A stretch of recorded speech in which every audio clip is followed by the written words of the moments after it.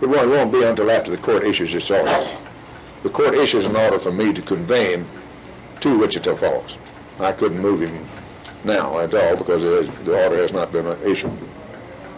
Judge Holland will issue instructions to me to move him to Wichita Falls. And from his order, I will immediately transfer him up there. Has there been anything to indicate how long he's going to be in the hospital?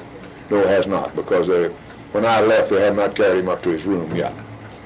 What seemed to... That you will get that whenever the doctors all get together out there. They've got, when they get, you know what. Complete guard at all time, will he? He will, yes, sir.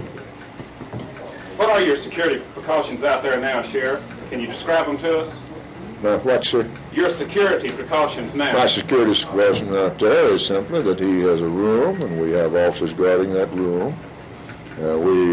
We do not have a jail cell in the hospital, if that's what you mean. Yes, sir. How many men do you have with him at this time? At this time, I have 2 men, and I'll probably keep 2 around during the time that he's there. There's some other patients up in the building there, too. Will they be in the room with him or in the hall? Well, one of them will be in the room. One of them will always be in attendance with him. What was Dr. Pickard's attitude when he told you this afternoon that Jack Ruby should be taken to the hospital? Did he seem concerned? Well, no. He went up and stayed some time with him and come back, and he said, I think Jack's sick. I think he's got a bad cold, and I think we should send him out to the hospital where we can get some x-rays and necessary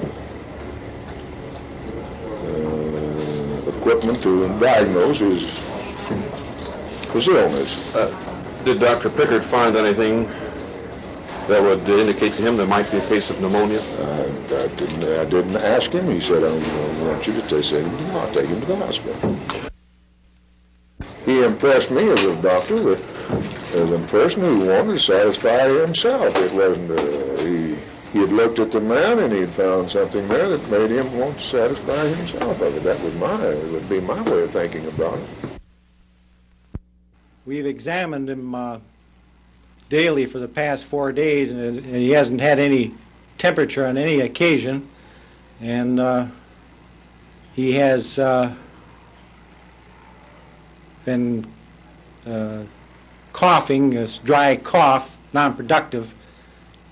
Occasionally he gets a little cottony spit up, but nothing that would indicate a respiratory infection.